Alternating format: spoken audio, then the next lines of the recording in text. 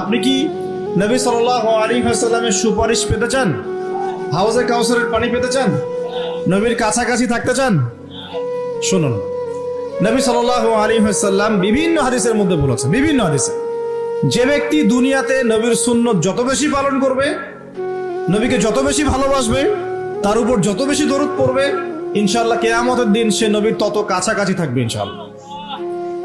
আর যদি সকালবেলা 10 বার এবং সন্ধ্যাবেলা 10 বার পড়তে পারেন আল্লাহুম্মা সাল্লি আলা মুহাম্মদ ওয়া সাল্লিম, অথবা আল্লাহুম্মা সাল্লি ওয়া সাল্লিম আলা নবিয়িনা মুহাম্মদ, ইনশাআল্লাহ নবী সাল্লাল্লাহু আলাইহি ওয়াসাল্লাম আপনার জন্য সুপারিশ করবেন ইনশাআল্লাহ।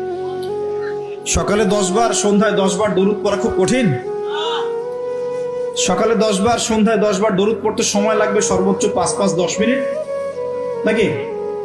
অনেকে বলে না যে ভাই 1 মিনিট দাঁড়ান, 1 মিনিট সময় নষ্ট হলে কি এমন হয়, এটা মানুষ বলে না?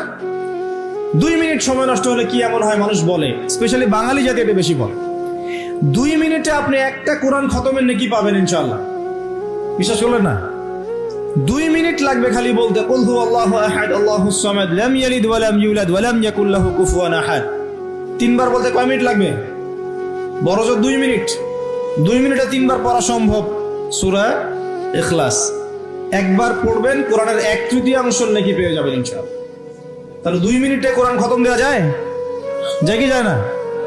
যায়, ফজিলত পাওয়া যায়। 2 মিনিটে আপনি বলতে পারেন আল্লাহুম্মা সাল্লি আলা মুহাম্মদ ওয়া সাল্লিম। আমরা বলি না যে 10 মিনিট সময় দে, 10 মিনিট সময় বস, গল্প করি।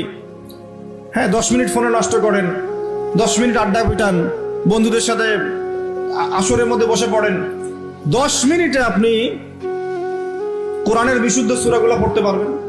10 মিনিটে কমসে কম 100 বার পড়তে পারবেন সুবহানাল্লাহ সুবহানাল্লাহ সুবহানাল্লাহ। 10 মিনিটে আপনি 100 বার পড়তে পারবেন আলহামদুলিল্লাহ। 10 মিনিটে আপনি 100 বার পড়তে পারবেন আল্লাহু আকবার। 10 মিনিটে আপনি 100 বার পড়তে পারবেন লা ইলাহা ইল্লাল্লাহ। পারা যাবে না এগুলো? 10 মিনিটে আপনি 10 বার 20 বার দরুদ পড়তে পারবেন না? 10 মিনিটে 3 বার সূরা ইখলাস পড়তে পারবেন? 10 বার সূরা ইখলাস পড়তে পারবেন। আর 10 বার সূরা ইখলাস পড়লে জান্নাতে একটা ঘর নির্মাণ করা হয়। 10 বার সূরা ইখলাস পড়লে জান্নাতে ঘর পাওয়া যায় ইনশাআল্লাহ। তো সময়ের মূল্যায়ন করতে হবে কি হবে না?